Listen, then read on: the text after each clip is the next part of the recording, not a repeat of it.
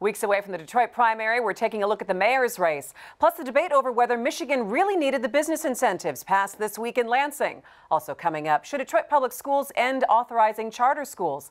Plus more headlines and Donald Trump Jr.'s emails. Stay put, we have a big show. Nolan and Steven are here, and MiWeek starts right now. Did you know Gordon Food Service was started by a 23-year-old entrepreneur as a butter and egg delivery business more than a century ago?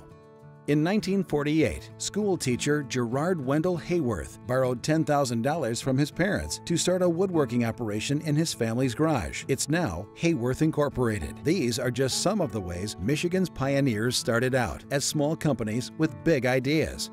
We are business leaders for Michigan. We are committed to making Michigan a top 10 state for jobs, personal income, and a healthy economy. Masco Corporation is proud to manufacture innovative and environmentally friendly products for the home. Delta faucets, craft-made in Merillat cabinets, and Behr brand paints have all been designed with you in mind. Masco and its family of companies, serving Michigan communities since 1929. Funding for this program is provided by Delta Airlines. Keep climbing.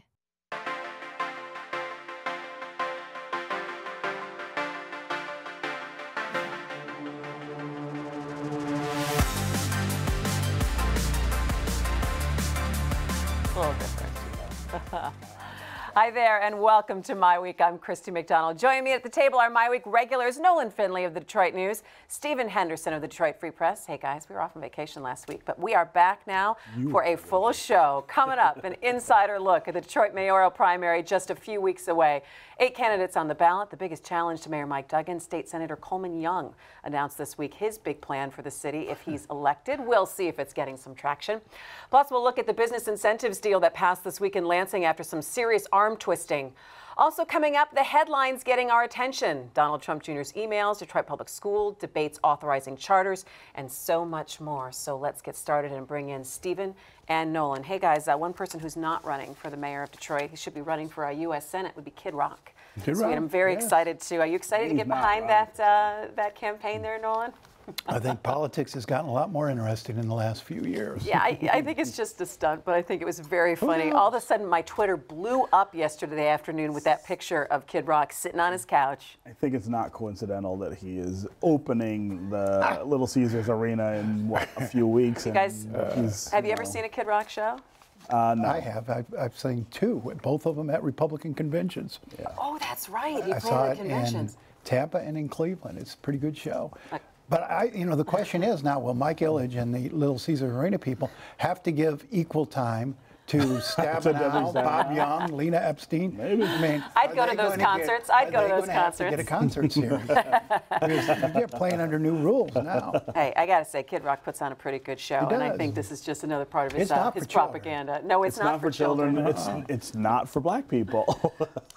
All right, that's something we could also get into at another date. All right, so let's go ahead and talk about the mayor's race right now. Coleman Young came out this week with his plans for the city of Detroit should he be elected. This has been a pretty quiet election so far. Nolan, I'm going to let you take a first crack at this one. Well, basically his plan is, call 1-800, I'll sue you. I mean, his answer to everything was, well, I'll sue them, and I'll sue them, and then I'll sue these other people. He's talking about auto insurance. He's going to sue the state. He's going to sue the insurers. He's going to sue everybody. That's really not a plan. It's not a good leadership vision for Detroit, and I think it's probably the best he's got, but I don't believe this is going to be any sort of contest. And he also talked about residency, changing the residency requirements for police and fire.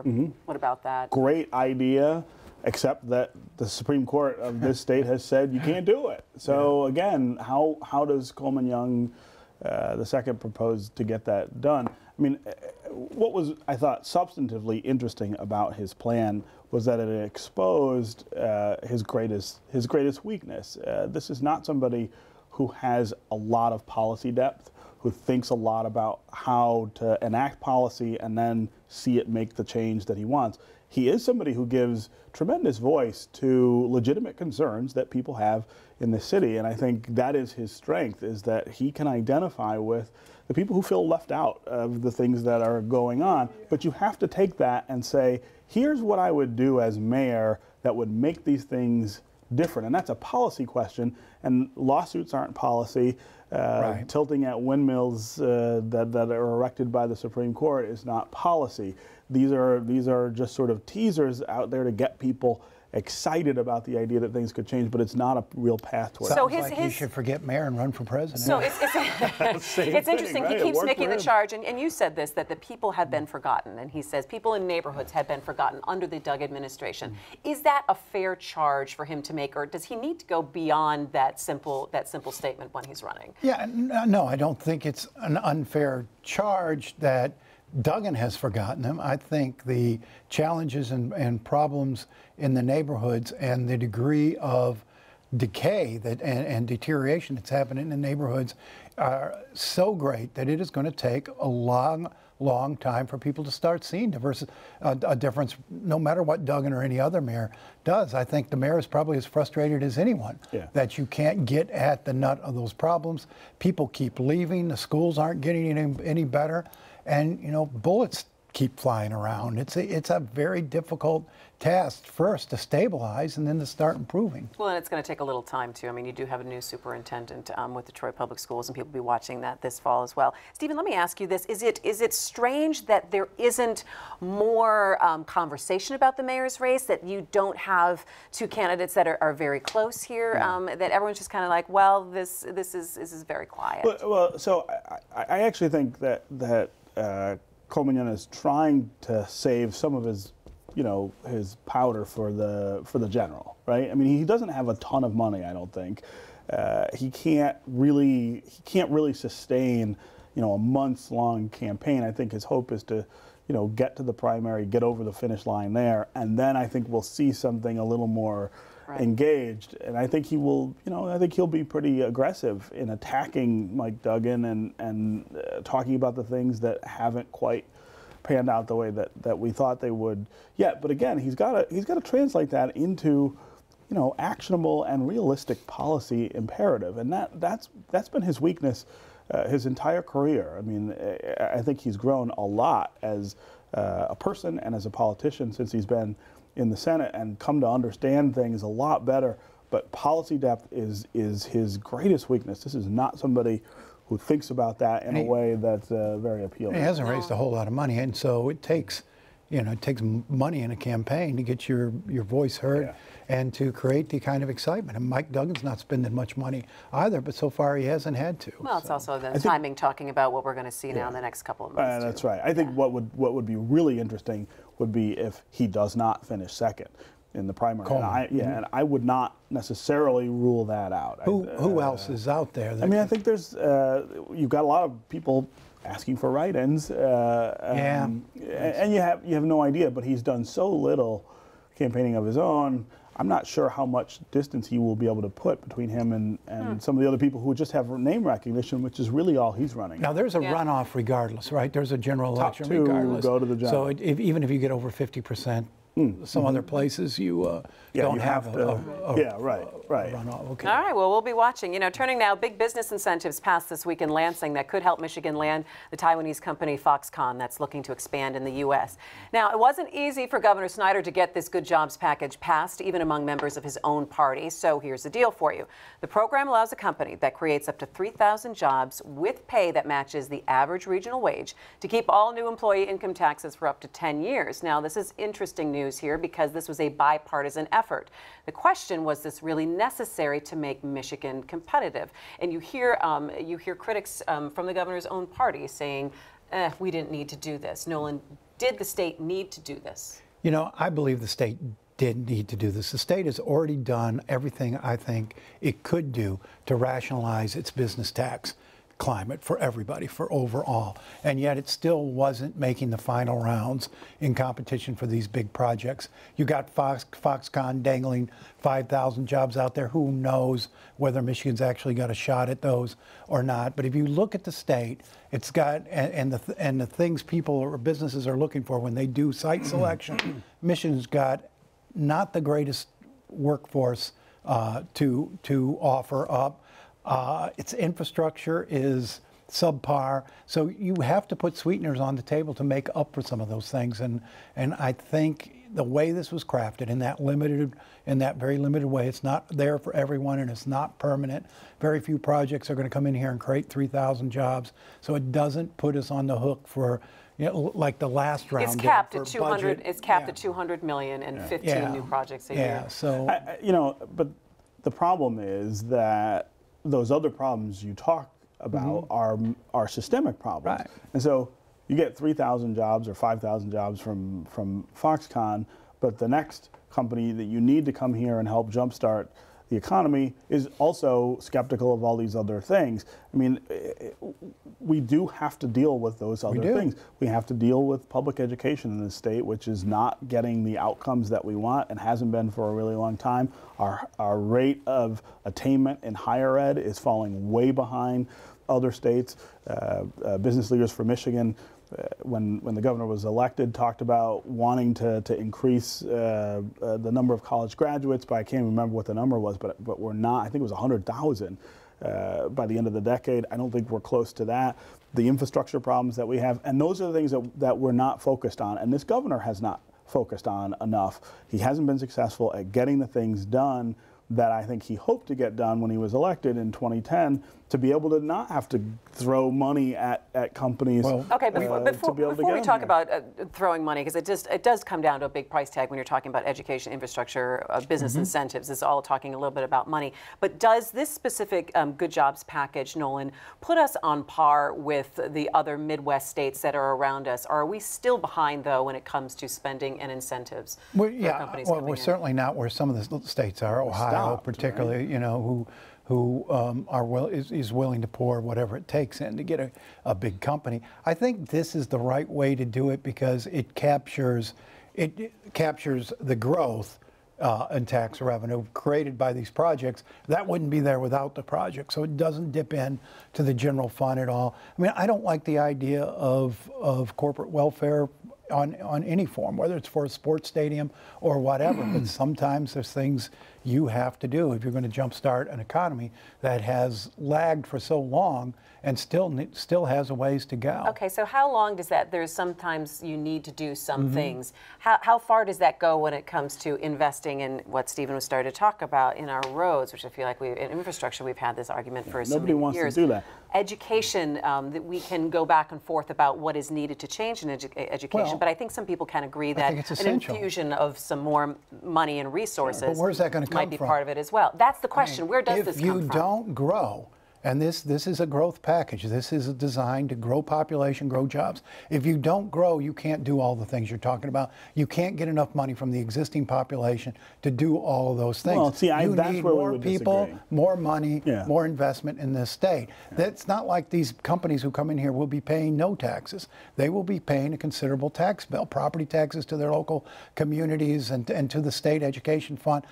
You have to have growth. We've got to grow ourselves out of this problem rather than just keep sucking more money out of the people who live here and there are fairly overburdened. Is that a fair assessment? I don't think it's entirely fair. Number one, there are people who are not asked to pay their fair share in this state, who should be. Other states that are seeing their economies grow faster do it differently in terms of the way that they tax people. Most people here could pay less if we asked just a little more from certain people who are never asked to give more. The other thing that's true is that the way we spend money in this state doesn't make a whole heck of a lot of sense either. The prison budget is still sucking up an enormous amount of public funds. We have to have a governor and a legislature who are committed to a fundamental change in the way we spend money and the way we raise money in this state, and nobody is talking about any of those things right now in Lansing. And that's, I think, when Governor Snyder leaves office, that will be among the biggest failures of his time here. He came into office wanting to do those things, wanting to have those conversations, wanting to get the legislature to invest more in long-term growth. Is that his failure or is that the legislature's failure? I think the legislature was the cause of the failure. They didn't want to do it. But as governor, Your job ultimately is to convince the legislature to enact your agenda. The reason Jennifer Granholm was so heavily criticized as governor was because she could not do that. She could not manage the relationship with legislators well enough to get things enacted. This governor will ultimately be a failure in the same regard. Can you really make that? Can you make that comparison? I don't think you can at all. On this issue, I think if you look at what he's done in terms of particularly in the first term, fixing the business tax code to make us more competitive and to attract more jobs and investments, that has worked. It's still working. But if it were working, he wouldn't be throwing incentives at them now. If you look at the bill he got passed yesterday in the legislature, that had no chance a few weeks ago, and he ended up with 75 votes, including 40 from his own Republican caucus. I thought that would squeak by, and it passed, going away. So I don't think it's fair to say he's. But that's him going back on the policy that he adopted 6 years ago. He got.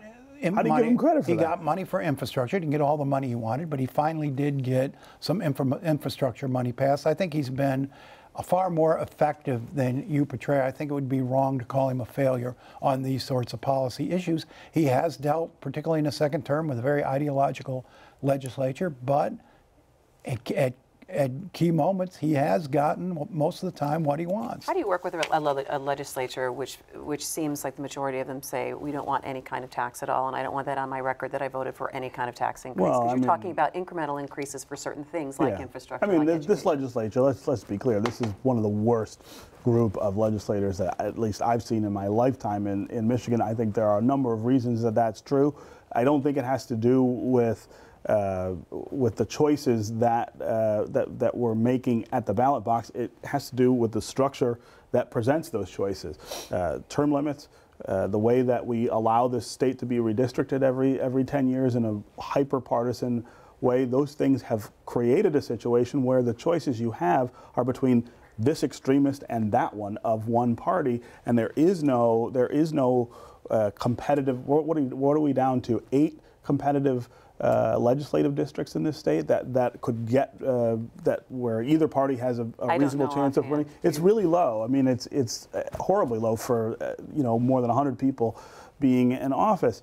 That's the problem, and until we are willing to sort of address that, I think we're going to be stuck with a legislature that is not very effective and not willing to talk about issues in a substantive way, but only in a partisan way. I would agree that this is the worst legislature we've had until we get the next one. Primarily, I would put it wholly on... Right, because we'll kick them all out in 6 years and have new people. I put it wholly on term limits, but I also disagree that the answer to Michigan's problems is more taxes. I think we've had economic stagnation here. Maybe a different tax. Yeah, go ahead. Yeah, you could replace the income tax with a series of other taxes, and maybe you experience what Tennessee has experienced. But we have had economic stagnation for 15, 16, 17 years. We're just now starting to grow. I don't think you want to slap that growth with tax hikes. That may chill it. I think you've got to figure out a way how to get more jobs and people. We lost 1 million people here, and that is hard. It is hard to tell the remaining people that, well, there's 1 million people gone and all their tax dollars and all that employment. You got to make up the difference and then some, so we can do these other things. I mean, the problem with the growth we're having is that it's coming from favors we've done at the top of the economic ladder. No, not at all. That's absolutely true. No. Examples. The giant corporate tax break that this governor enacted when he got into office, the tax hikes on pensioners and seniors, on individuals. I mean, we're growing that way as opposed to doing it with investment at the bottom, investment on the bottom line, on the foundational things that make a state competitive.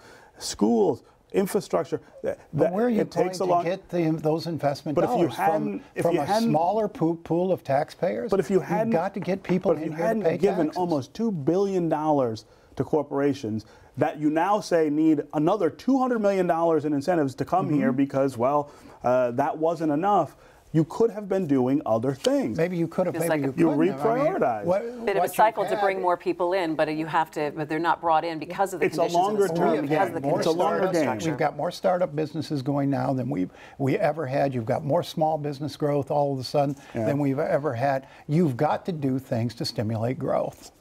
All right. Short-term growth is different from long-term growth. You know, I knew someone was going to try to sneak in the last word on this. There's no reason to think it's short-term growth. All right. Now it's time for some more headlines.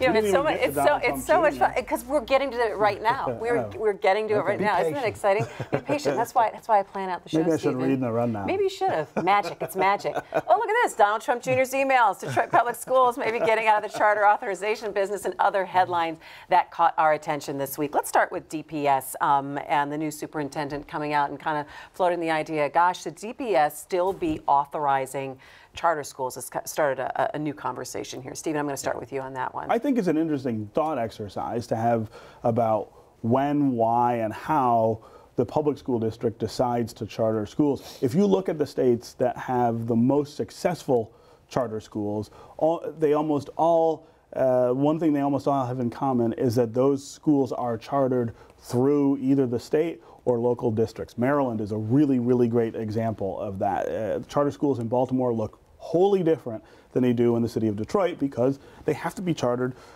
in partnership with the school district and with the state.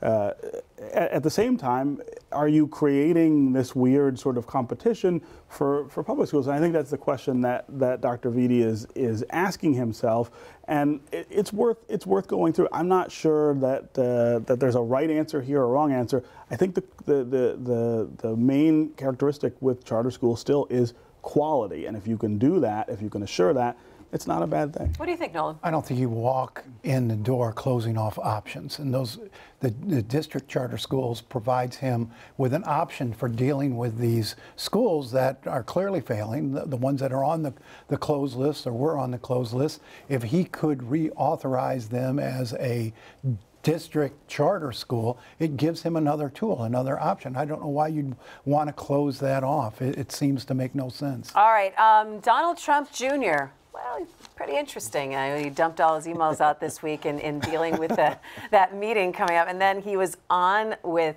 Sean Hannity. Did you watch that interview, Nolan? Yes. Mm-hmm. It was, wow. There were so many things that I could say to describe it, but a lot of it was just like, hey. Bootlicking's one of them. Now, I don't know. The best description, it was Russ Duthout in a New York Times said, this is he's Frito Corleone in a family with no Michaels. And somebody else, Kyle Smith, wrote that Donald Jr. is what keeps the Nigerian email scammers going. Gives them hope. It's a really interesting comparison. Like, hey, it was an interesting email. I thought I'd check it out. Had to follow that. The whole ignorance is not an excuse or cannot be used as an excuse here. Kind of seems to come to mind. Well, I mean, he could be in some trouble. I mean, there's a legal context here that he's brushing up against with a number of election laws as well as some constitutional principles that you can't go around meeting with foreign agents who promise damaging things about anybody in this country, especially without the involvement of the State Department. But it was really interesting to see the National Review, no liberal rag, talk about how this puts meat to the bone of this whole Russia inquiry, and I think it does. Well, what it suggests here, I mean, there's no smoking gun here, and I don't think there's anything that will result in criminal charges, but it creates the suggestion that if you were willing to go meet with this clearly shady, fraudster, who now says, hell, I don't know what the meeting was all about, and maybe you were also willing to meet with somebody who was actually from the Russian government. It creates a big cloud. To me, it's again, what we've said from the beginning, that our infatuation with political outsiders, maybe we're learning now why that's why that doesn't always work. Donald Trump came in with no sort of didn't understand the rules. And no coterie of loyalists who had experience in government. And you have to he make came sure in that with you families, learn the rules. I hope I don't keep hearing the excuse. Well, if hindsight's 2020, and if I could go back, I would probably change a couple things. Running but for president of the United States. I know it's going to be interesting to see you how can't it run goes. your campaign or the country as if it's of some kind of syndicate, and that's what he's doing. He's his closest advisors are his kids. Yeah. And we'll have to see where it goes. We're going to have to leave it there. Those Thanks, are my guys. closest advisors. There you go. That'll do it for my week. Thanks so much for joining us. We're going to talk about your hair. Coming up next week, we're going to take a closer look at long-term plan for transportation in Southeast Michigan, plus giving the media a report card. We hope that you will join us for that. Find us Facebook, Twitter at MiWeek. We are there. I'm Christy McDonald. We'll see you next time for MiWeek. Take care.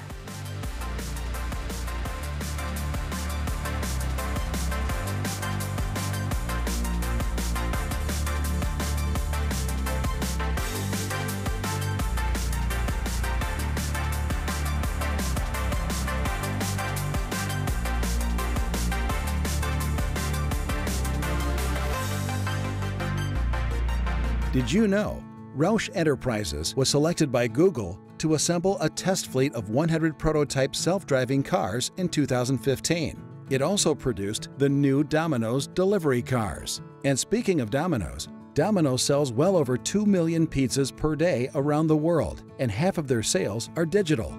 These are just some of the ways Michigan's pioneers started out as small companies with big ideas. We are business leaders for Michigan. We are committed to making Michigan a top 10 state for jobs, personal income, and a healthy economy. Masco Corporation is proud to manufacture innovative and environmentally friendly products for the home. Delta faucets, craft-made in Merillat cabinets, and Behr brand paints have all been designed with you in mind. Masco and its family of companies, serving Michigan communities since 1929. Funding for this program is provided by Delta Airlines. Keep climbing.